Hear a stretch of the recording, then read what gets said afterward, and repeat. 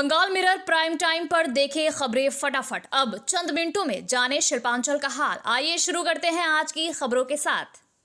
1300 करोड़ के कोयला तस्करी के मामले में कोयला माफिया और सीबीआई के बीच चूहा बिल्ली का खेल जारी है। कोल माफियाओं पर आरोप तय करने के लिए तारीख पर तारीख दी जा रही है। अब एक और नई तारीख मिल गई है। आज आसनसोल सीबीआई कोर्ट में आरोप तय होना था, लेकिन आज फिर एक आरोपी उपस्थित नहीं हुआ।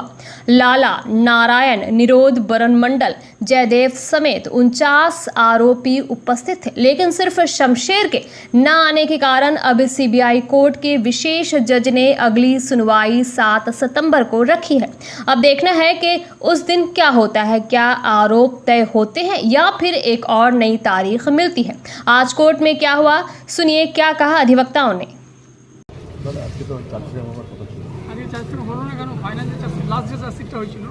তার কপি অ্যাকিউজদেরকে সাপ্লাই করা এরপর আবার নতুন করে চার্জ পেমেন্ট ডেট ফিক্স হলো।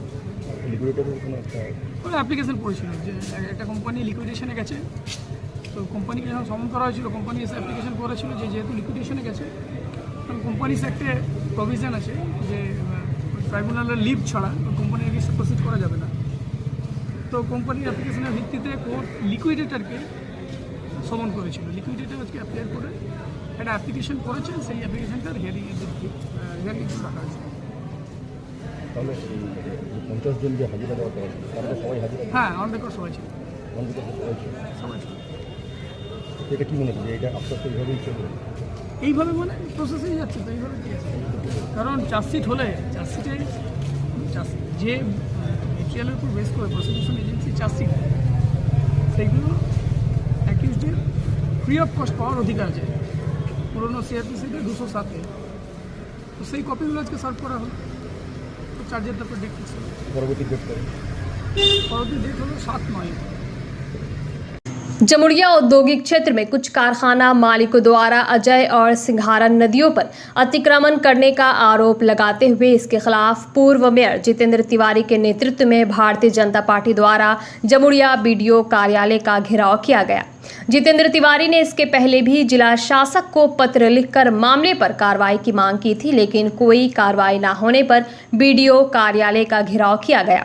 पूर्व मेयर जितेंद्र तिवारी ने कहा कि कौन कितना पैसा बना रहा है इससे उनको कोई लेना देना नहीं है और ना ही कोई आपत्ति है, लेकिन कोई अगर देश के कानून की धज्जियां उड़ाकर प्राकृतिक संसाधनों को नष्ट करके पैसे कमाएगा तो ये वो होने नहीं देंगे। उन्होंने कहा कि नदियों को घेर कर उनकी ज़मीनों पर अतिक्रमण करके उनके बहाव को बदल कर जिस तरह से जमुड़िया औद्योगिक क्षेत्र के कुछ कारखाना मालिक यहाँ के प्राकृतिक संसाधनों को नष्ट कर रहे हैं, जो बर्दाश्त के बाहर है। बांग्लादेश में जारी हिंसा के दौरान हिंदुओं पर हो रहे अत्याचार के विरोध में हिंदू जागरण मंच द्वारा आसनसोल में प्रतिवाद रैली निकाली गई, जिसमें हजारों की संख्या में लोग शामिल हुए।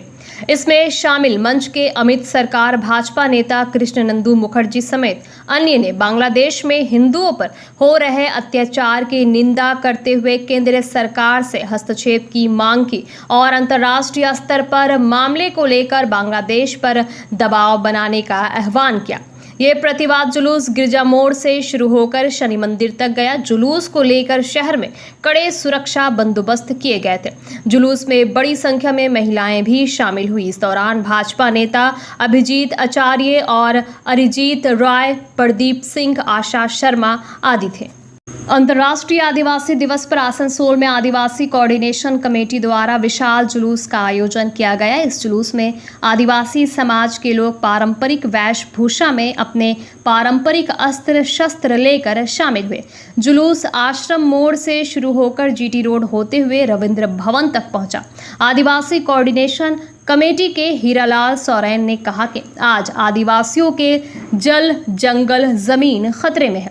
आज़ादी के इतने दशक बाद भी आदिवासी अपने हक के लिए संघर्ष कर रहे हैं। मैं पश्चिम बर्दवान जिला प्रशासन द्वारा दुर्गापुर फरीदपुर ब्लॉक में आदिवासी दिवस मनाया गया। यहाँ राज्य के पंचायत मंत्री डॉक्टर प्रदीप मजुमदार, एडीडीए के चेयरमैन कविदत्ता, डीएम पोन्नाबलम एस, आसनसोल के उपमेयर अभिजीत घटक, जमुड़िया के विधायक हरेराम सिंह, पांडेश्वर के विधायक नरेंद्र नाथ चक्रवर्ती आदि उपस्थित थे।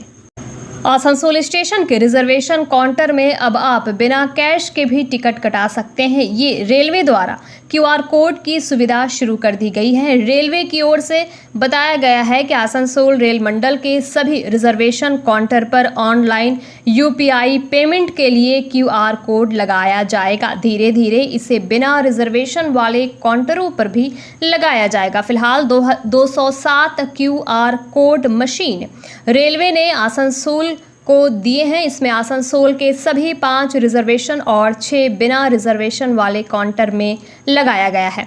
रेलवे की ओर से बताया गया कि इसके माध्यम से अब UPI द्वारा भी भुगतान किया जा सकेगा।